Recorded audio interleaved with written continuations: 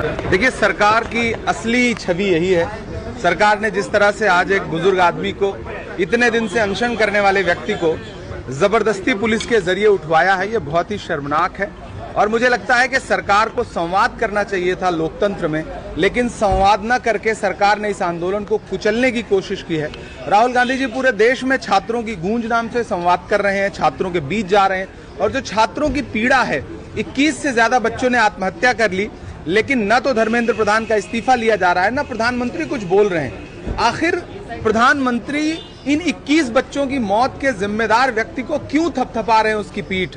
तुझको कितनों का लहू चाहिए अर्ज़े वतन, कितनी आहों से कलेजा तेरा ठंडा होगा, और कितने बच्चों की मौत के बाद शिक्षा मंत्री का इस्तीफा होगा? पिछले 7 साल में 70 से ज्यादा बार पेपर लीक हो चुका है। नीट में 22-23 लाख बच्चे प्रभावित रहे, उसके बावजूद प्रधानमंत्री जी कुछ सुनने को तैयार नहीं है। और आज इस आंदोलन को जिस तरह कुचला गया है, हम उसकी निंदा करते हैं। सरकार को चाहिए था कि संवाद करे, बात करे, उनका अनशन तोड़वाए। कल हमारे पार्टी की तरफ से पवन खेड़ा ने जाकर के अपनी सद्भावना भी प्रकट की थी, लेकिन आज सुबह होते होते जिस तरह से पुलिस के जवानों ने, दिल्ली पुलिस के जवानों ने उनको घसीट करके हॉस्पिटल ले गए, वो बहुत शर्मनाक है। जिस तरह वहाँ छात्रों के साथ मारपीट हुई, वो भी शर्मनाक। सरकार को डर था, सेशन चालू हो रहा था, सेशन में ये मुद्दा उपस्थित हो सकता था इसमें, और आंदोलन भी था। ये संसद किस लिए होती है? संसद का सत्र किस लिए होता है? ताकि जनता के मुद्दे उठ सकें। ऐसे में आप सिर्फ इसलिए कुचल दोगे, सिर्फ इसलिए किसी को सड़क पे घसीटोगे कि संसद का सत्र चलने जा रहा है, इसका मतलब सरकार बहुत डरपोक है, सरकार डरी हुई है, लोकतंत्र में भरोसा नहीं रखती। मोहन यादव का एक बयान आया, वो कह रहे कि एक से ज्यादा शादी करने वाले एमपी में नहीं रह सकते, अगर राम के एक तो रहीम के 4 क्यों हैं? मुझे लगता है कि आज का सबसे बड़ा मुद्दा सोनम वांगचुक और जिस तरह से उस आंदोलन को कुचला गया है। मोहन यादव जी पहले ये बताएं कि उन पर जो घोटाले के आरोप लगे हैं, उस पर अब तक उन्होंने कोई प्रतिक्रिया क्यों नहीं दी?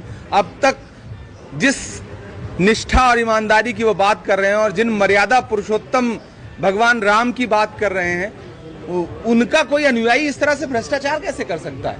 सोनम जी की तबीयत खराब थी, एक दलील दी जा रही है, इनकी इलाज के लिए उनको हॉस्पिटल लेके जाया गया है। नहीं, हॉस्पिटल पहुंचाने का तरीका यह है कि आप किसी को घसीट ले जाएंगे, आप आएंगे और किसी को अपहरण करने वाली स्थिति पैदा कर देंगे। मुझे लगता है ये वो संवाद के जरिए भी तो हो सकता था। आप देश के बुद्धिजीवियों से, देश के वैज्ञानिकों से, देश के छात्रों से संवाद क्यों नहीं करना चाहते? प्रधानमंत्री बात क्यों नहीं करना चाहते? शिक्षा मंत्री बात क्यों नहीं करना चाहते? बात ये होती है आपकी मंशा क्या है, आपके काम करने का तरीका क्या है। एक दिन भी पिछले 1.5 महीने से राहुल गांधी जी प्रोटेस्ट लगातार कर रहे हैं, इस सरकार ने बात करने तक की कोशिश नहीं की, उल्टा प्रधानमंत्री ने शिक्षा मंत्री की पीठ थपथपाई।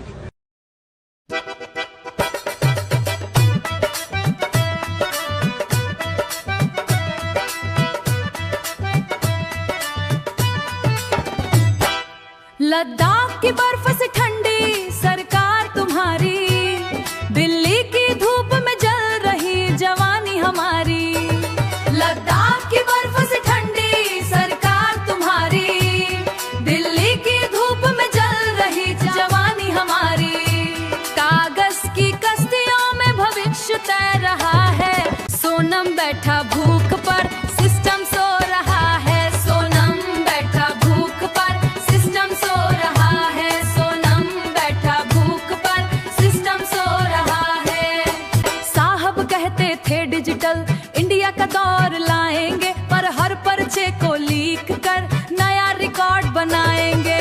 साहब कहते थे डिजिटल इंडिया का दौर लाएंगे, पर हर पर्चे को लीक कर नया रिकॉर्ड बनाएंगे। मेहनत की स्याही पर घोटालों का दाग है, छात्रों के सीनों में लगी इंसाफ की आग है।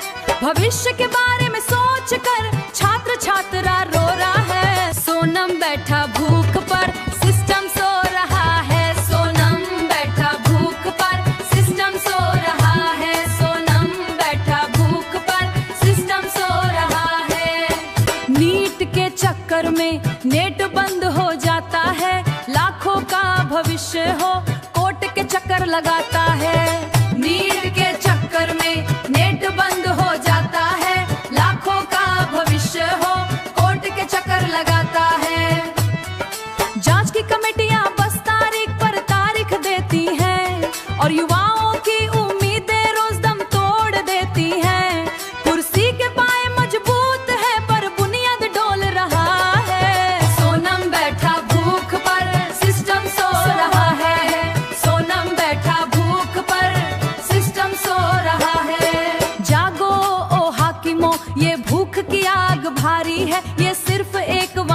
नहीं, पूरी वा पीढ़ी तुम्हारी है।